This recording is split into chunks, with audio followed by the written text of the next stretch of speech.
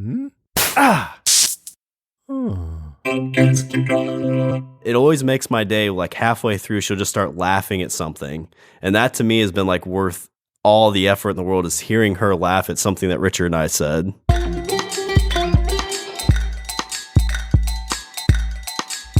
Podcast Junkies, episode 119. Yes, a week late. So much stuff going on, I don't even know where to start. I think that's why I created the Podcast Junkies Facebook group, so that I can breathe a sigh of relief or frustration, depending how the week is going, and let you know what's going on at Podcast Junkies HQ. As many of you know, I also run a business, podcasting consultancy, which has been taking up a lot of my time, and just a lot of moving parts, and trying to ask for help as well. I'm really a big believer in, as you grow, beginning to partner out and reach out for help, so that you don't become this one-man machine trying to do everything and letting things fall through the cracks, which has happened in the past. So 2017 for my business, the key word is scale, and that's one of the things that I'm going to be focused on to help me get more clarity about how I'm scheduling my time, and that includes this show as well. So if you're new, my name is Harry Duran, which you may have seen in the credits of the show or not. I'm the host, and every week, as long as I can get my act together, we published a new episode of Podcast Junkies. It's conversations with some of the most entertaining and engaging podcast hosts that I have the opportunity to connect with and be introduced to. And just I want to know these folks a little bit more than what you hear on their respective shows. And this week we speak to Richard and Shawn from the Language of Bromance, which, if I had to overgeneralize the niche, it's the two guys in the basement, which it was a label that I'm really not too crazy about. And it's not a format that I really pay a lot of attention to, but I did make a good connection with Shawn at Podcast Movement last year, and we just remained in contact, and we finally were able to work out some time. It's always a challenge when you've got a second guest as well. So Richard joined us, which was great, because I think what you'll hear is that the podcast, although on the surface it sounds like two guys just rambling about and having a good time, listen carefully, because I think what you'll really discover is the nature of why they started the podcast, why they're continuing, and how it's actually helped them forge and maintain a fantastic friendship. So I'm really looking for your feedback, and I hope you're entertained with this week's episode. As many of you have heard me tease or seen mention on social media, I'm really proud of the fact that Shure is now a sponsor of the podcast, and specifically their Motive line, MOTIV. I've got my hands on the MV51, and it is one incredibly sexy microphone. Let me tell you, I think it's going to be my go-to recommendation. I know you've been hearing me talk about the ATR 2100, but the quality of the build on this thing is just ridiculous, guys. I think you can hear me knocking on that. That's a solid metal grill. And the best part about it is that it's a micro USB direct into a lightning port into your phone, and they've got a mobile app that you can adjust the recording on. So I'm super excited to play around with it. Head on over to podcastjunkies.com/Shure for more details.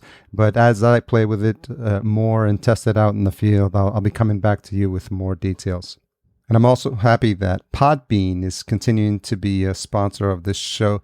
I'm really happy as I dig into the plans, and I've had a nice conversation with some of the folks there about the simplicity of their offers. They have unlimited plans as low as $3 and $9. So I think for beginning beginning podcasters, it's going to be another one of my go-to recommendations. I really love the fact that they highlight podcasts on their page, and they're really stepping up their efforts on how they market and support the clients that they have. So give them a shot at podbean.com/podcastjunkies. Stay tuned to the end for our world famous retention hashtag. If you're new to the show, that's how I check to see who's been paying attention and who's listening all the way to the end.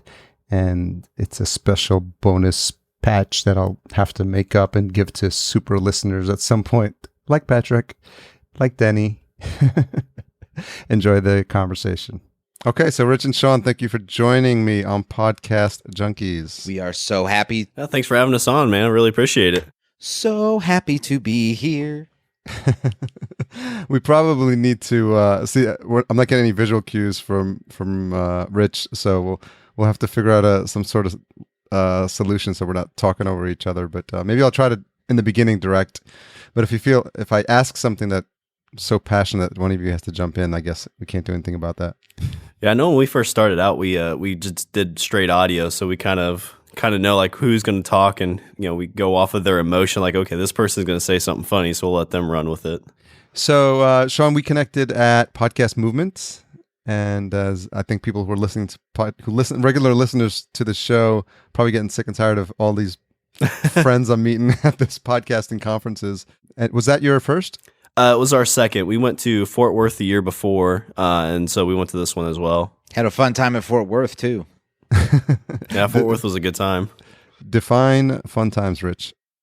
Well, you know what? I'm going to go ahead and turn my video on. On the drive there, because we drove there, so it was about an 8 to 10. Well, it was an 8-hour drive there, 8-hour drive back. But on the way there, probably about 4 hours in, I was like, it was Shawn's suggestion. He was like, we should just start recording. And I'm like, okay. So we hit the record button, and we broke it into 2 parts, but it was just us driving to Fort Worth, Texas. And, and I guess it answers the question, when it comes to our show, do you guys, talk? Is the show an act, or is it just, is it you guys talking? And I think that episode, or those 2 episodes, proved that that's just how we interact with each other. It's not really an act. I'm not smart enough to have a persona on a microphone and have a real life persona. I'm just not that bright.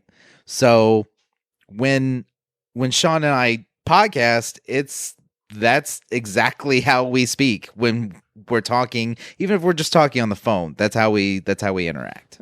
And Shawn, what do you learn from spending 8 hours in the car with someone? Basically exactly what we just said. Like these conversations are conversations that we have all the time. It's funny because we initially talked about doing this, like recording it on the way down there. Cause like Rich said, it's going to be like an 8-hour drive. Like we might get an episode out of that. And both of us were still kind of like self-conscious about even doing that. It's like, why should we record ourselves? That's going to be silly. And the first, 2 or 3 hours we were driving, like having these conversations, a lot of funny discussions. And about that time, Rich was like, maybe we should hit record and just see what we get. So who came up with the title for the podcast? Was it me? Actually, I think it might have been my wife that came up with the idea, because I said, "Hey, Shawn and I are thinking about doing a podcast. We're kind of stuck on a name," and she's like, "Well, he's like your other spouse, so you should do something related to that. It's like you have another romance with him." And I'm like, "Oh, bromance." Yeah, we spent probably a good week trying to come up with a name. And I feel like I always compare it to like whenever you create a band, like you want to be the one to be like, yeah, I named this band, And so whenever we're bouncing these ideas back and forth, I was like trying to figure out, like, I wanted to be the one to name it because, it's like, man, that's a really cool idea. And I remember I came up with like Fight the Yeti. I thought that would be a great podcast name. No. And then he said bromance, and I was like, well, maybe we should do bromance in space. He's like, why are we going to do that? I was like, because why are we in space? Bromance in space. You're dating yourself with that one, yeah. What's interesting is that there's a lot of people that get excited about starting a podcast, and this idea and this format actually gets a lot of shit, right? The two guys in a basement, and I'm not saying you guys are in a basement. No, we've been referred to in print media as two guys in a basement. Yeah. Well, it's a very common term to describe this format, for lack of a better way to describe it. But I'm wondering if you guys had given that some thought, and if you had been listening to podcasts that were in this format before you decided to jump into this together. I know, like, our big inspiration was kind of Kevin Smith, and that's what really pushed us to do a podcast. And plus, not like we were friends that were starting to grow apart. So we're like, hey, this is a great way for us to talk once a week, which, again, that's kind of the trope for why two dudes create a podcast. And initially, that's really what our show probably was like, how was your day? Life stories kind of stuff, which is a lot of those are. But quickly, we kind of fell more into an improv role-playing type of show where, we find a story and we make fun of it and we create a universe. But it really wasn't until I started creating a podcast that I went out and found more indie podcasts, I guess you could say. Yeah, I'd say Kevin Smith was definitely the inspiration. And when you look at, say SMODCAST, for example, I mean, essentially that's two guys talking as well. I mean, occasionally they might, find something that they read about or find something that happened in their life.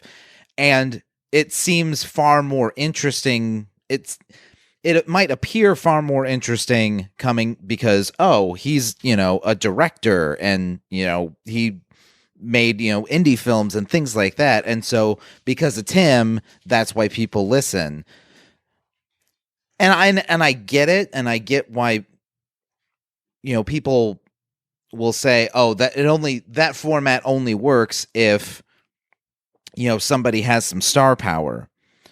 And I see the logic behind that, but at the same time, that's not why I podcast, because if that was the case, then there's no way I'd podcast at all. I do this because I enjoy it, because obviously it's not for the money, Would I love to have, fame and all the glittering prizes? Sure, but for me, it's about trying to create quality content while not losing sight of the reason that we started to do a podcast in the first place, and that's because I want to sit and talk to my best friend once a week.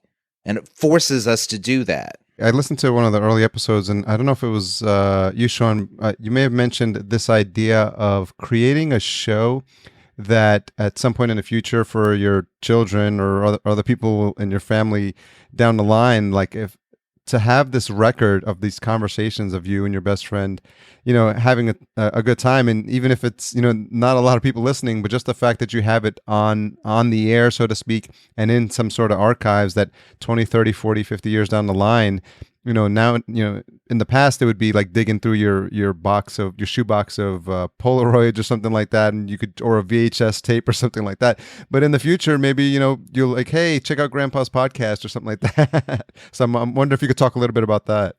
Yeah, well, because they always say, I really didn't really think about that until maybe after we've been doing it for a year, and about 9 months ago, I had my first kid, so that really is kind of where a lot of that kind of thought started to come in play, because you start thinking about like your legacy and stuff like that, and not really legacy like in a great term, but just the fact that like the first thing that people lose whenever somebody passes away is that like they lose the sound of their voice. And so a lot of people are talking about like with podcasting, like go out and do it with a family member, because the first thing you lose is the sound of their voice, and if you do that, you'll have that voice forever. And so that started making me think like, at some point, Richard's kids, my kids, like you said, Grandpa, let's listen to Grandpa talk about bonobos. It's like, this is like, National Geographic. Let's listen to this. We're going to learn something. Oh, no, you learn bonobos have sex a lot. A lot. Yeah. And so what has been the reaction from family members? My wife enjoys it to an extent. I love usually Sunday mornings, because our show comes out every Sunday. I start it up in the morning just to make sure it sounds okay. And usually she'll kind of be like, yeah, I'm not in the mood to listen to a podcast, because she doesn't like listening to like people talk anyway. but it always makes my day. Like halfway through, she'll just start laughing at something. And that to me has been like worth all the effort in the world, is hearing her laugh at something that Richard and I said. Oh yeah. And like I'll sit and listen to it for the same reason. You know, you're just listening just to make sure that everything sounds okay and that there isn't, you know, breaks in the edit or whatever. And I'll hear something and laugh to myself, and my wife will walk by and she's like, "Are you listening and laughing at yourself?" She's like, "That's like the definition of narcissism." And I'm like, "But it's funny." And I have that forever. I guess that would be the equivalent of an audio selfie. Yeah, pretty much. I always like to kind of consider it like it's audio voyeurism. Like it's people getting to like sit in and listen on these conversations that otherwise they wouldn't be allowed to. So one thing that's interesting about the format is that I imagine you guys come up with a rough outline, or do you add, you know, is it ad hoc? Every single time you just turn on the conversation and you literally don't know what you're going to talk about? We usually know what we're going to talk about, so we'll know the story or the historical thing. We'll know that going in, because usually we'll scour the internet for something that like the bonobo thing. Like the headline I saw was these type of chimpanzees, whenever they find food, they have an orgy. So I didn't read the story. I just sent the link to Richard and said, "This is our next podcast episode." And so we basically kind of maybe skim through it a little bit, but we just start from scratch and improv against it and see where it goes from there.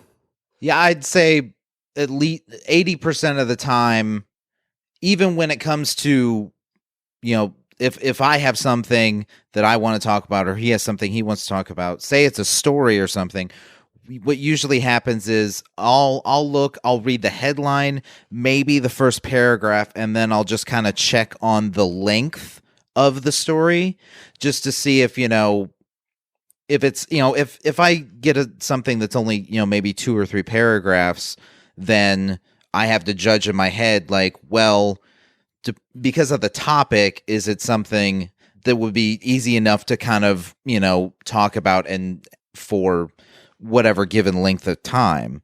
I mean, we don't usually set ourselves at a given length.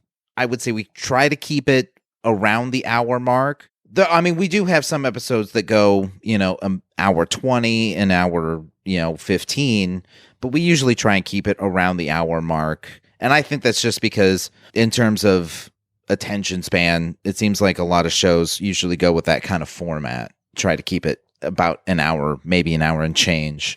So who has the better version of the story when you guys first met? I think Richard can probably start it off. We've told it a few times, but we'll see if I usually like to tell it. So let's see if Richard can tell it. Okay. So this was back in 2000 and we met in 2002 and we both worked at a restaurant together. I worked in the kitchen. He was a server.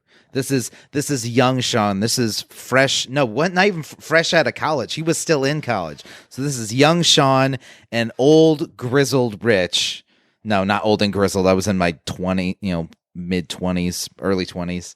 You know, it was that kind of, you know, basic work relationship where you might make some small talk here and there and things like that. What really set the friendship in stone was at one point Shawn was having a conversation about horror movies, and he said he was a big horror movie fan, and there were a lot of horror movies that he liked, you know, and named some off. And I was like, you know, I said, if you really want to see a really crazy horror movie, go watch the original Last House on the Left by Wes Craven.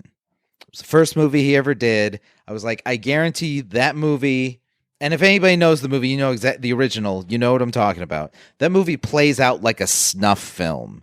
It gets dark and it gets disturbing very, very quickly. So I explain all this to Shawn, and Shawn's like, okay, I'll try it out. So he goes to the video store, he picks it up. Yeah, I went to Blockbuster Video. That shows the age, yeah. So he goes to Blockbuster Video, he takes the movie home. I can't remember. Did you have a girl that you were watching it with? There was a girl I was kind of talking to. She came out to the house to watch it because I'm like, it can't be that messed up, right? Like, I've seen Saw. Like, come on, what could be worse than Saw? And so I come home with this, the girl, and my mom is there too. So I'm like, hey, Mom, why don't you watch this movie with me? So they all sit down to watch Last House on the Left. Now, have you seen the original? No, I don't think I have. Okay, so in the original, there is one scene in the original. Okay, so I'll start off by saying, as the movie's going, he is slowly starting to be like, man, this movie really is messed up. Like, I've seen Saw, but this movie is messed up. I'm going to let him know, like, how crazy he was to pick this movie for me. I'll tell him tomorrow. So the movie keeps going. So there's one scene in the movie where a girl is performing a certain act on a guy, and in the middle of it, she decides to what's the diplomatic way of saying this? Take a bite out of crime. Get a little overly friendly with using her teeth. And so in that's the moment where Shawn looks to his left and sees the girl that his girl at the time, and is like, oh, I'm sitting here with her watching this. Then looks to his right and says, oh, here's my mom also watching this with me. He's like, now I have to call him. So that's when I'm at work and I get a phone call, which usually is very, very awkward to get a phone call at work. Usually if something like that happens, I'm thinking there's some sort of emergency, there's something wrong. No, it's Shawn on the phone going, what did you make me watch? I think those were his first words. I'm like, it's messed up, isn't it? He said, my mom's in the room. Could you give me some warning? I'm like, why are you with your mother? So that was the point where we had a friendship. And I think that friendship has just really kind of, grown over time. And now it went from there to both of us playing Dungeons and Dragons together. I helped introduce him to that. So we went from horror movies to D&D, and then from there to podcasting. Did he miss anything, Shawn? No, that's pretty much it. I mean, the only other little tidbit that we kind of started getting closer as friends is, since we both worked at the restaurant, we would get off at like 1 or 2 in the morning. I was underage, so everybody that worked there would go out and party after work, but Rich was busy closing up, so he's like, hey, just hang out here, we'll watch a movie or whatever. And so we'd have these movie marathons where from like 2 to 4 in the morning, we just watch a movie and then call it a night. So I think that's really what introduced me to kind of like Kevin Smith. We watched some other scary movies, which the sports bar we worked at was in the mall, and the back side of it was open. So it pretty much like any sound kind of led into this open mall. And so we'd sit there listening to these, scary movies where there's like screaming and horror stuff going on, these loud speakers in the restaurant, with security guards walking by, and be like, hey, what's going on here, guys? That was when we met. And then, so from there to, hanging out a bunch. And then I'd say probably around 2000, went from there to playing D&D. So by the time we started playing D&D a lot, he had moved away. He'd finished college, he moved away, he got a job, and so he would come once a month, because we do these, all day gaming sessions, D&D sessions. So we'd start at like, 10, 11 in the morning, and we'd go until, midnight or 1 o'clock the next morning. But we only did it once a month. So he'd come and, we'd hang out and chit chat and everything else. And then, you know how things are when somebody that lives, distance away. Obviously they can't make a, 3-hour drive every single month. And so, things just kind of slowly start to drift apart. It was at that point that Shawn said, we're going to do a podcast because I feel like we're drifting apart and we need to get back. We need to center in and keep this relationship going because it's worth it. He fought for us. Shawn, what does Rich's friendship mean to you? Whenever people talk about like best friends, like growing up in high school, I didn't have a lot of friends because I was just, people talk about like the outcast kind of, and that was kind of me. I just didn't fit in with a lot of the people I went to school with. It was a super small school, like 50 kids. So there wasn't like a lot of people where I could kind of find my friend. And really finding Richard just kind of gave me that best friend that, people talk about. Like, it's the guy you'd want there by your side. Like we've gone on like these 2 trips where we've been in a hotel room for 4 nights together at, Podcast Movement. And we come out of that, still being friends, which, I've gone on trips with people before. And, by day 2, you just want to, get a new room or leave. But Richard and I just kind of have that. I guess the way to really put it, I hate this because it's kind of corny, but, and Richard will probably cry or I'll cry. Whenever people talk about like, oh, that guy's like my brother. And I never had a brother. So I think if, the closest thing I could say is that like, this is like having that brother. So Rich, when you think about this definition of what a friend is, and it's something as you get older, like your perspective of what a friend is, it changes. Like when you're in grade school, you have like your buddy that walks to school with you, and when you're in high school, you have the guy that you just eat lunch with, and I'm wondering if that definition has changed for you over the years, and as your friendship with Shawn has grown.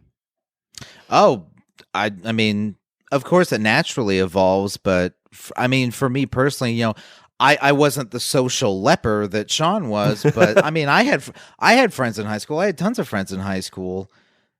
And I had people that I would consider, best friends, people that I hung out with on a daily basis for hours at a time.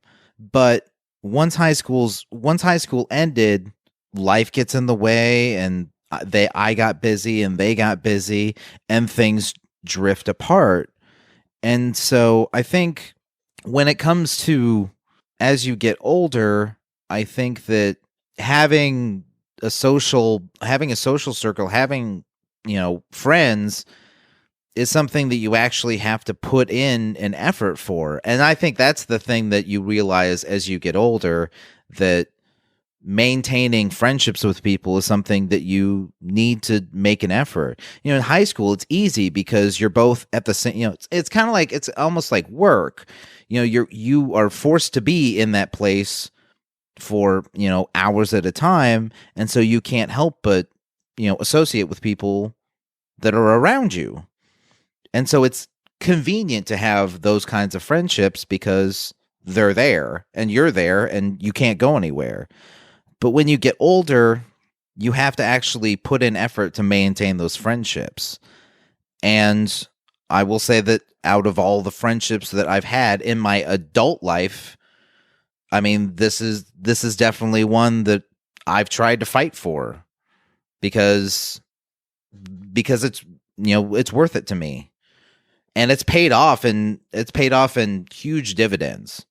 One of the things that I've heard a lot recently is this idea of pruning friendships, and it's something that I've given some thought to recently because I have friends that you just grow out of. You just run out of things that you thought you had in common, and then you're just less and less connected with them. And even though it seems like we're all connected via Facebook, it's just like you see posts that just don't resonate with you anymore. And I'm wondering if either one of you have come across that and have felt that need to reevaluate friendships that you thought were important in the past. I have. I mean, like I said, like those friendships you have in high school, you get older, you drift apart. And in some cases, it's okay that happens because lives differ, and the things that I thought I had in common with you maybe aren't the case. So, I mean, I think that explains drifting apart. That's, you drift apart because one person goes one direction and one person goes the other direction. And it just kind of happens. But I would say like I said before, in your adult life, I think it's something that you have to put a priority on if you feel like it's worth it. And I think that people do, naturally. If it's important. If it's important, you'll fight for it. Like, I mean, you're talking about pruning. I mean, it's kind of like you just kind of let those weeds grow just because it's like, well, yeah, I need to talk to so-and-so, but, a month goes by, a week goes by, and those weeds start to grow, and you just kind of learn that it's like, okay, well, yeah, they posted something, I need to talk to them, but, if you don't have that effort to go out and make it work, to tend the garden of friendship, it's just going to see it go away. Was the podcast your idea, or did you come up with it together? I mean, back in like 2007, when I first heard of podcasting coming around, because I was listening to like ESPN's podcasts and things like that, I brought the idea to Richard. I was like, hey, we could probably do this. Like, we have these conversations back here. And Richard was all for it. And we just kind of let it die there. Like, we didn't really look into it much more than be like, hey, this is a cool idea. And every time that we kind of got motivated to do it, at least in my situation, there's kind of somebody in my life is like, that's kind of a bad idea. It's just going to be a waste of time. Who's going to listen to you? And so I was just kind of like, yeah, you're right. We won't do it.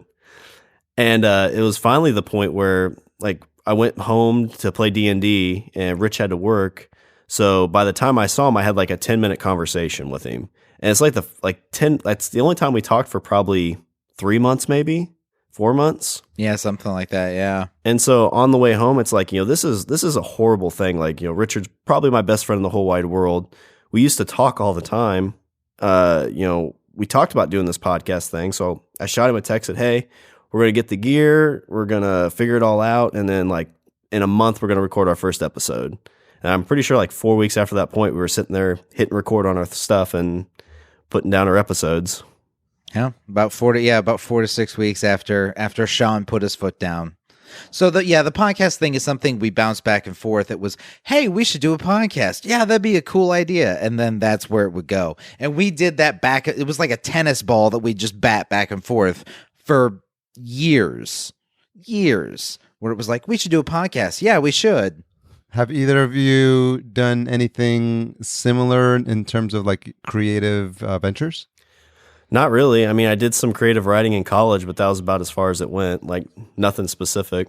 I wrote. I was a writer for a little bit. Usually for blog posts and things like that. But being creative is something that I always you get older and then you feel more utility. You have this sense of utility in your life. Like, oh, I can't do anything creative right now. I have to focus on this. I have to focus on practicality and pragmatism, and so I can't be bothered with this sphere right now. I'm focused over here. Art's not going to put the food on the table, right? It still doesn't, but that's okay. So I'm wondering if you could talk a little bit about the importance of the family support, because you both have touched upon your families and how they've been joining you along the podcasting journey. I think that's probably besides me and Richard finally saying, yes, we're going to do it. I think our wives is the main reason we're still going strong. Definitely. I mean, it could very easily get in the way of time with the wives because, it's like, hey, I'm going to go record a podcast and I'm, busy for 4 hours or I'm editing for a couple hours. But I think both of them have seen the importance of it for us to get together and chit chat. I mean, it's just, I can't remember what Richard's compared it to before, but it's just kind of like going out and having a beer with your buddy. I mean, that's kind of what we're doing here. It's just keeping that fire going of our friendship. And even like the trips we've taken, like both of them are like, yeah, go ahead, get out of the house for a little bit and hang out with your friend. Leave me alone.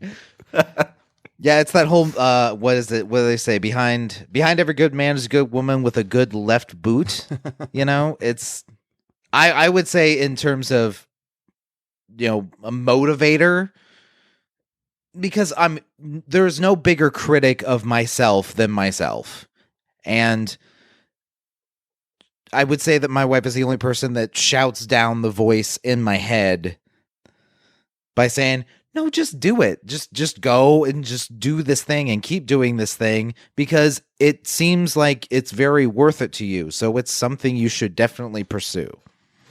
Yeah, I think it's really important, and I think it's not mentioned a lot because I probably don't dive into it as much as I should. But like you said, almost every podcaster I've spoken to has got a family, and I'm sure they've got to work out some deals to record, to get out to do their thing, because everyone I talk to has a podcast, obviously, and we all know what it takes to put one together, and just recording is just. I'm not even going to say half the battle. I mean, recording is probably a third of it.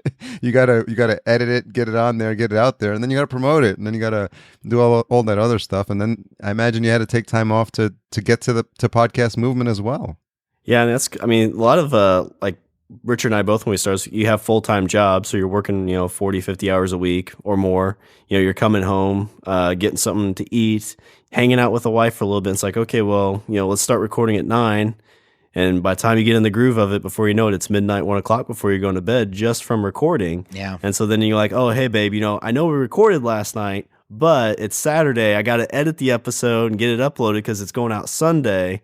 So, I'll stay up late. I'll clean the house. I'll do all that stuff. We'll hang out on Sunday when it's out. Hey, I got a great idea. On Sunday, we can listen to the episode together. That's a great idea, isn't it, babe? Look at you can see all the effort I put in, away from you. Doesn't that sound great? You can listen to me talk for an hour. No? Where are you going? Get back here. I'm not sure how well that has gone over in the past.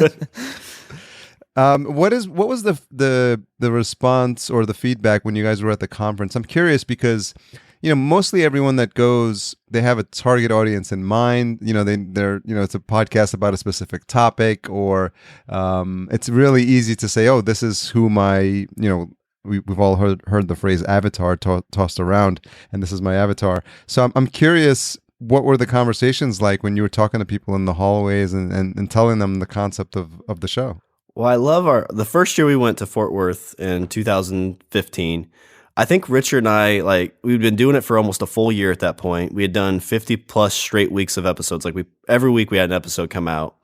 And I think we both were like, okay, we're going to go here. There's going to be a lot of comedy type podcasts, kind of like ours, bounce a lot of these ideas. It's going to be like a great community feel. It's going to be this huge community, and it's going to be this huge networking thing, and we're going to get to talk to people, and it's going to be awesome. And I think it was... Oh man, it was the first day. It was the TED very Talks, first day. It was the talks before. And so there were 2 rooms. I remember this so perfectly. There were 2 rooms. And so we were like, okay, you go in one and I'll go in one. And you're super pumped, and you want to tell people about the show you do and how funny it is. And how everybody's, going to be like, oh, that sounds like a cool idea. That sounds funny. So I'm sitting there in this room, and they do the little round table, hey, why don't people raise your hand? You can stand up for a few minutes and talk about your podcast. First person that stands up in the room I'm in, first person stands up and says, yeah, I do a podcast where I do interviews with people, and the purpose of my podcast is to provide help and support for disabled and depressed veterans. And I'm like, oh, okay, well, I can't follow that. I can't follow that and say I do a show that's full of dick jokes. I just can't do it. So the next person gets up and says, yeah, I have a podcast that deals with suicide among caregivers. And I'm like, what is happening right now? And that's when my hands started to slowly come down. I'm like, I just can't do it. And so after that, I went back to our room, and Shawn came back to the room. And he was like, so how was that for you? And I'm like, well, I don't think there's that many comedy shows here, Shawn. And he's like, yeah. And we were both, and that's when we both just kind of looked at each other like, what are we doing?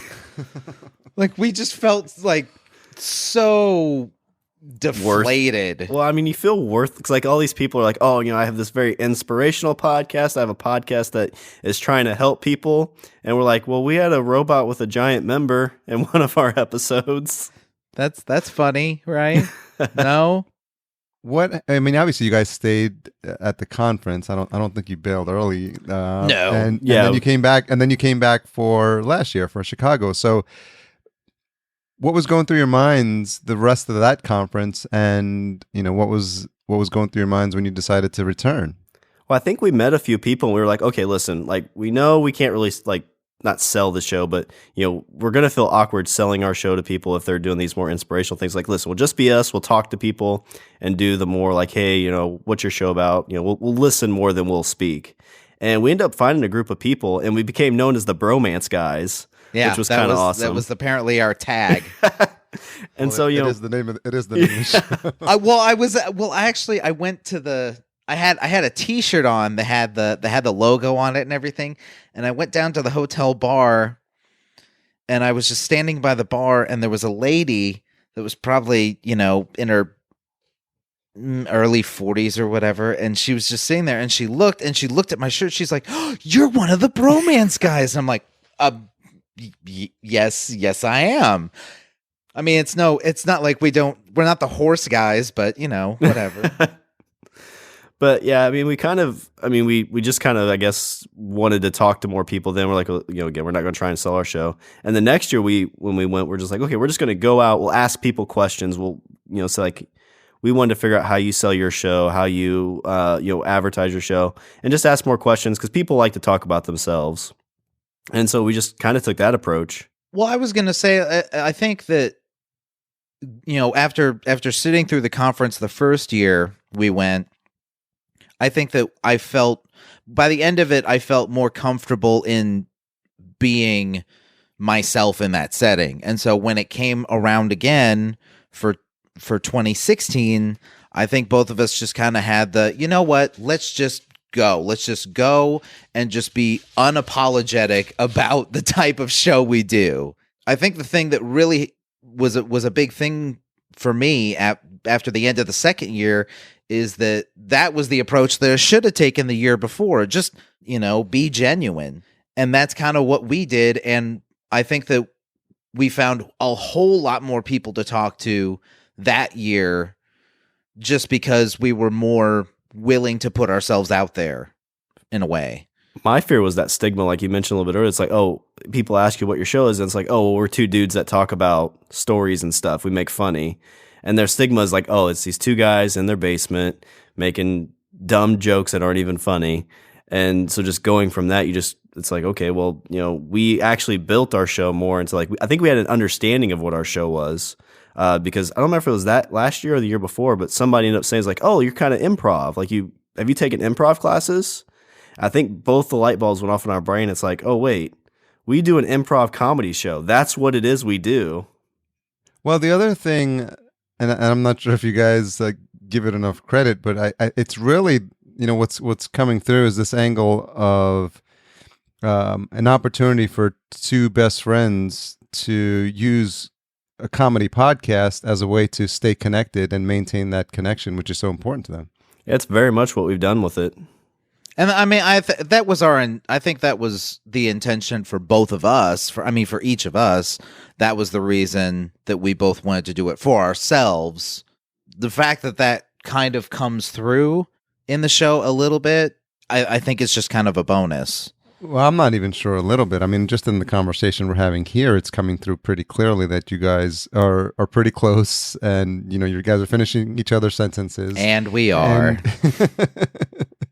And what I find interesting is when you position it that way, I think there's inspiration there for a couple of other friends that are, thinking about ways that have been separated by distance or something like that, and they want to stay in touch, and they see or hear what you guys are doing, and they're like, I never thought that we could do that. And even if nobody listens, we have a record of our conversations, we have fun doing it, and it's something that keeps us entertained. So if there's opportunities to continue to refine how you define your show, I think that's something to really put in the mix, because I think it's really important, because you're not, you don't have a set agenda. Like literally what you want to do is have a good time with each other, and there's something to be said for that. Well, when we first started out, I think there's been like 3 or 4 different podcasts that said, oh, hey, we found your show accidentally. And we're like, oh, anybody can really do this, so we're going to do it. And I mean, that was kind of like, oh, wow, like you listen to us and we're your inspiration. Like that doesn't make any sense. Like, I still feel like, you've mentioned that, we seem like we have a good repertoire kind of thing. Like we've had multiple people say that. And I don't know if Richard feels this way. I assume he probably does. I always feel like I'm waiting for them to snicker, being like, these guys don't know what they're doing. These guys are two bumbling idiots. And we are. But that would be fine, because I don't think at any point in time you've ever self-proclaimed as anything but that. That you've been pretty clear from the beginning, I imagine, of what the show is about, and not even trying to define who it's for. It's for you two, to be quite honest. Yeah, I mean, we've never had any lofty ambitions of I mean, I don't think neither of us are trying to change the world.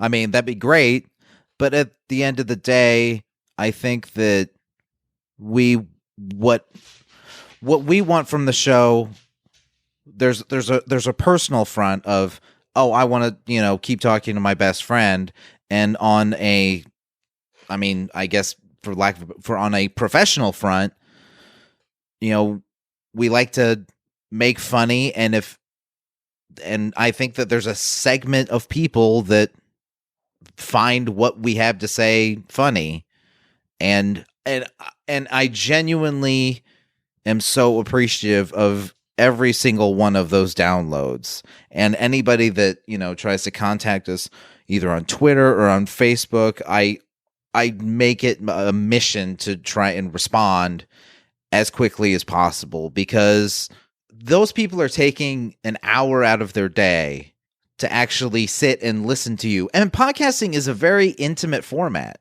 It's in your ears, and regardless, even if you're in the middle of doing something, it's right there. It's in your ear. It's somebody talking to you. You're paying attention. And I'm always just so blown away by the fact that anybody listens. And so the fact that people do, and the fact that people respond to it, I'm humbled by it. I'm genuinely humbled by it. And so I try to make every effort to show that I am ever so grateful. And to show people that, this is just us talking, and you can do this too. I guess the funny way of putting it is, hey, look how low the bar can go. See, you could go right here. You could go just above it. It's fine. Can you talk a little bit about the feedback to the show? And as you started, as the show has been progressing for over two years now, like, I imagine that obviously every podcaster remembers those first couple of, like, any inclination that anyone was listening, we get all excited. But as the show has grown and people have reached out, can you describe kind of a bit of the nature of, like, the type of feedback you guys have been getting? It's been really great. I know the first person to ever respond to anything, we were talking about, like, bull sharks in the Mississippi River, because I'm deathly afraid of sharks. And Richard was mentioning, like, in the Mississippi River, like, they've been found up close to where we live. And I remember the day, one of the guys who still listens to this day, who we met in Chicago, actually, when we were up there for Podcast Movement, he just kind of sent out a tweet about, like, sharks in the Mississippi River. I'm never going in again. And it's been cool because that guy, actually, when we went to Chicago, he got us tickets to the Cubs game. He's like, hey, I love your show. I like your show. I want to get you tickets to the Cubs game. Let me know, and it's on me. Wow. And Rich and I got to go to Wrigley Field for the first time together, thanks to one of the listeners. It was awesome. Yeah, I think what fascinates me is that anytime I find a listener, either through a friend or someone mentions, hey, I just ran into someone and they told me they love your podcast, and I was like, who are they? Get me their email. I'm going to send them a t-shirt. Like, literally, like every single listener, like I always tell podcasters and aspiring podcasters, you got to build your listenership, like, literally one person at a time, because, every single person, if you could, the more you know about your listeners, I think in a way that'll help you define some of the way you produce your show. And if you know that that's what he's like, and I don't know if you've asked them, but what is it about the show that you like that'll help you think about keep doing more of the same? Yeah, we probably haven't dug in too much like that. We probably should kind of see what they like, but a lot of times they'll kind of tweet back. I just be like, hey, this part was funny, or I'm trying to remember any real specifics. I can't think of it off the top of my head though. Well, it usually comes off in tweets. It's usually like, hey, I listened to this, or I listened to this week's episode. I love this. I love that. I try not to berate them and be like, well, what did you really like? What was the best? What was the worst? Like, tell me. Here's my number. Call me. Why won't you love me? I mean, but I will say that if I had the chance to sit down and chit chat with them, and we kind of have, like, we're so glad you like the show, and we're so appreciative. Usually the response is, I like this bit, I like that bit. I think you guys are funny. We did a show. We actually did an interview show a couple weeks, actually a month or so ago. And in that it was, oh, you guys just sound so genuine. And so I think it shows us that, one thing that we have that you can't manufacture or produce is, that it's us. I'm not a professional comedian. Shawn is not a professional comedian, but it seems people find our brand of humor funny.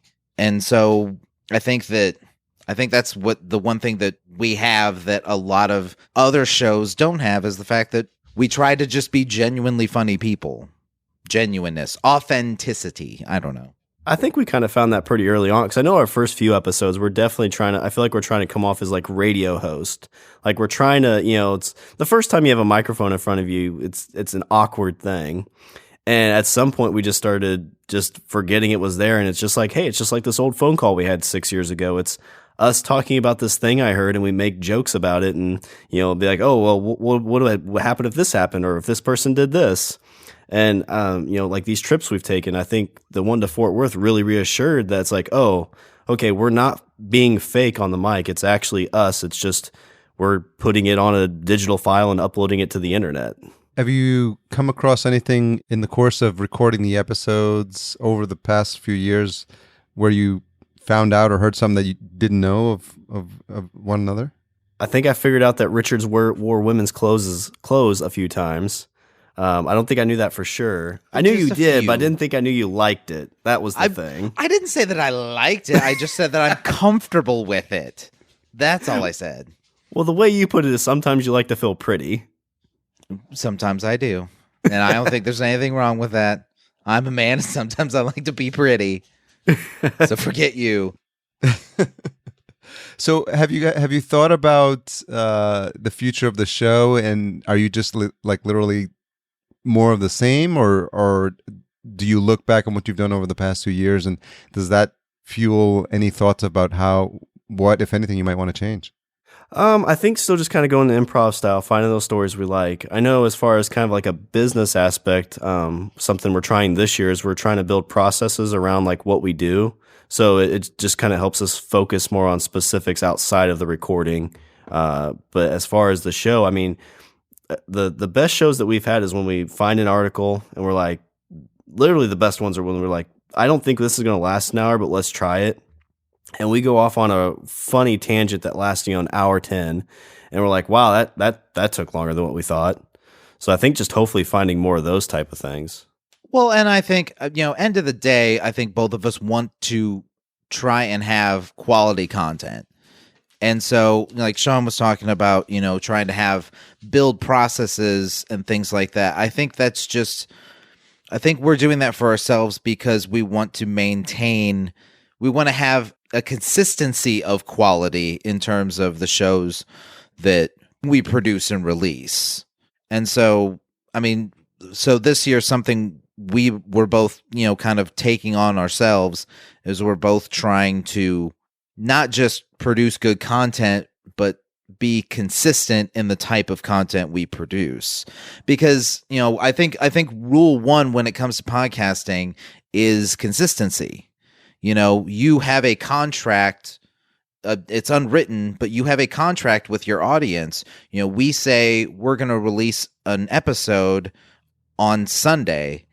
And so that's our part in the contract. We need to make sure that we have an episode on Sunday for these people because that's what they expect of us. And they come back every week. And so we owe it to them to keep up with our side of the deal.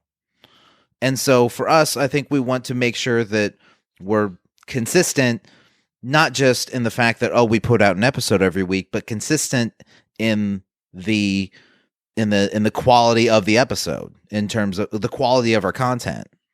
Well, we always make sure that like the episodes we create are the episodes we want to listen to. And there's been a handful of times where we started going down a story or, some kind of bit and it didn't work. Like we stop and say like, listen, this isn't going to work. We're not just going to record something to get it out there. We want it to actually be good. So we've stopped and said, we'll just try something tomorrow. Yeah, that's happened more than once.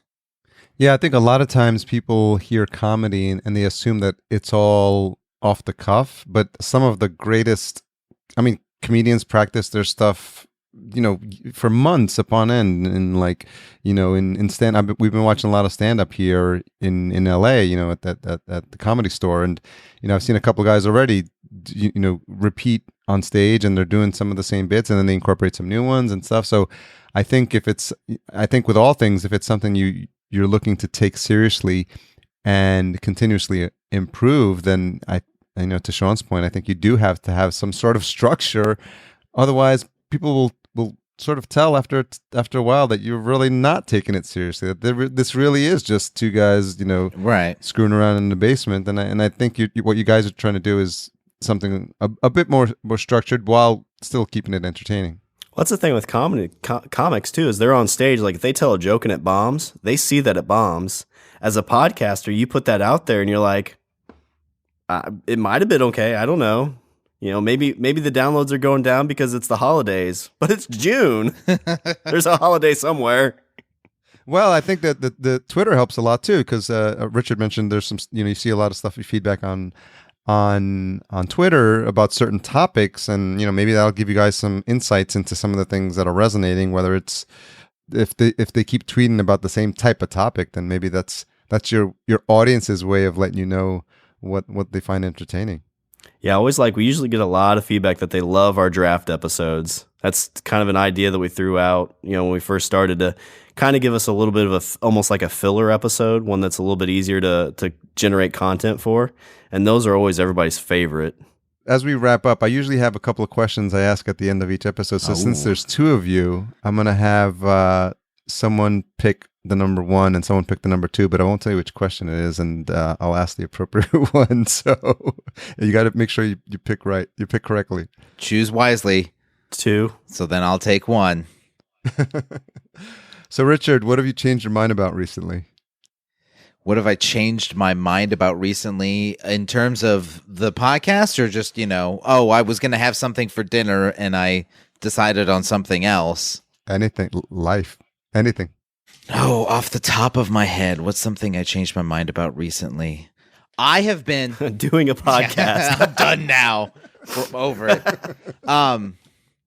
Okay, recently I have been, and this has gone against me, but I have been saturating myself lately in politics. I was just talking to Shawn about this earlier. I've decided in my head that I need to switch that off for a minute, because it's number one, it's bringing me down a little bit, and number two, only a little bit.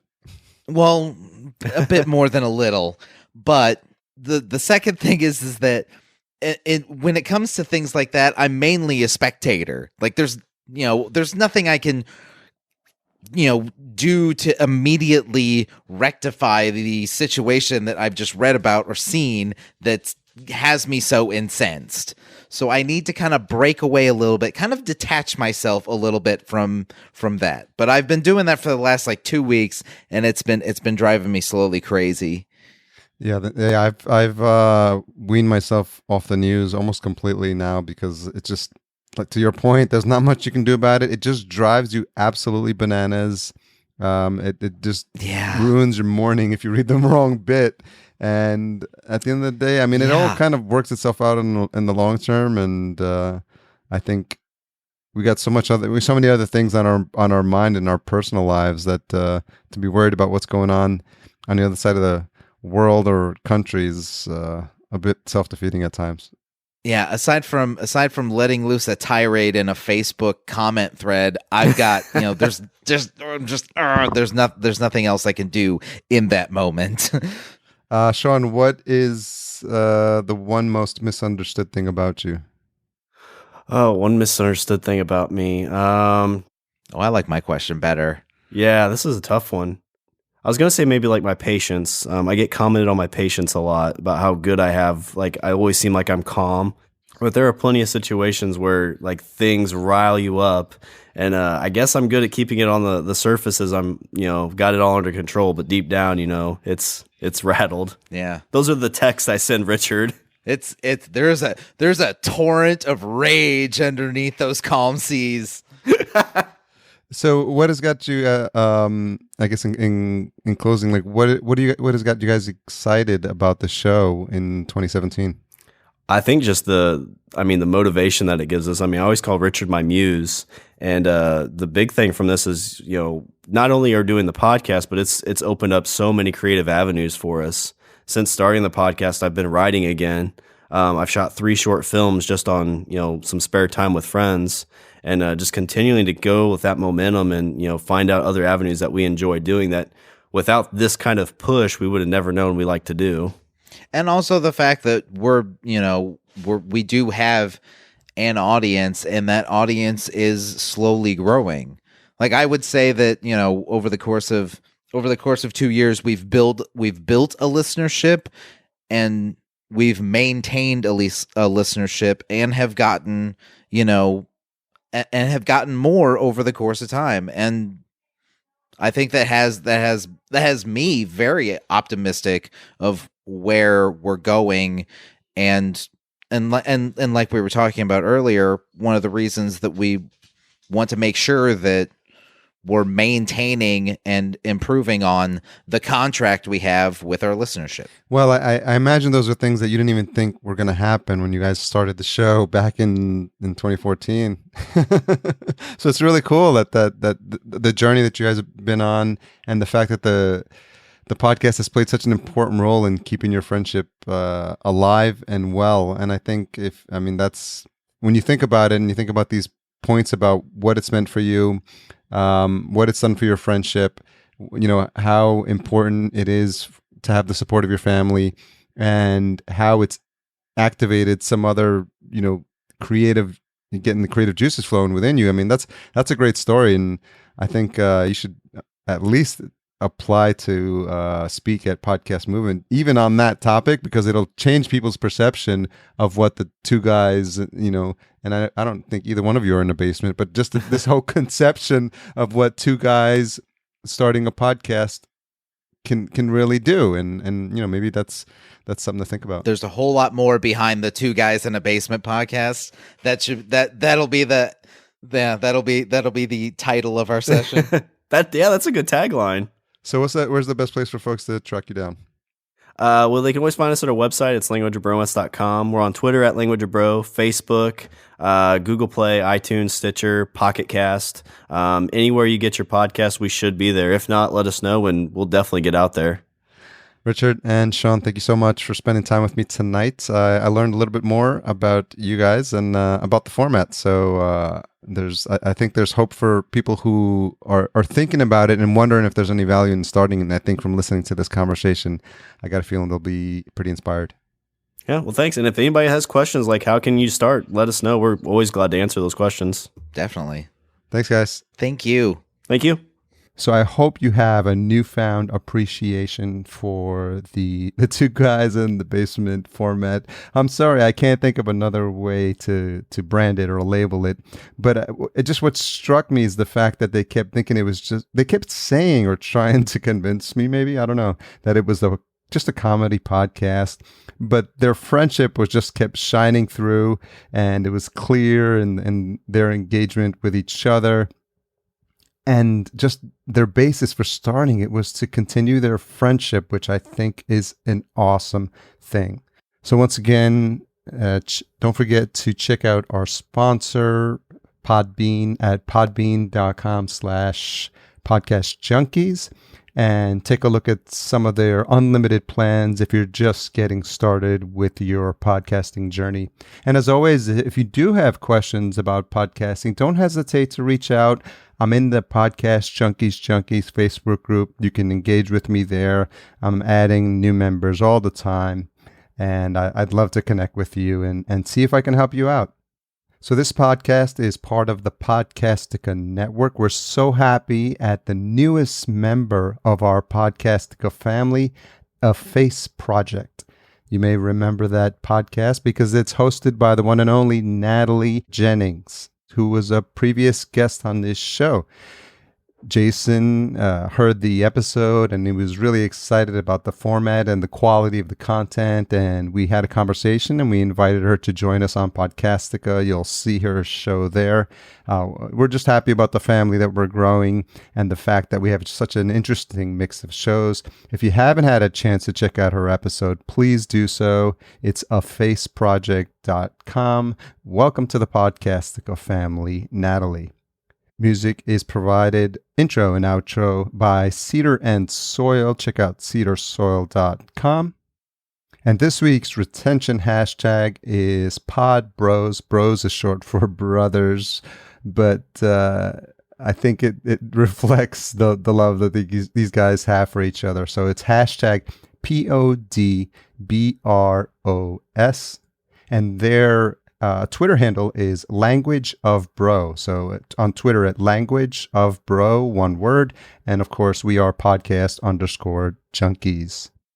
Stay tuned next week when we have a very interesting conversation with the host of The Inadequate Life, Professor Keith Tomasek. He actually taught a podcasting class at the university, and the fact that it stands out is that on the first day of the class, he wore a Podcast Junkies t-shirt, which is awesome.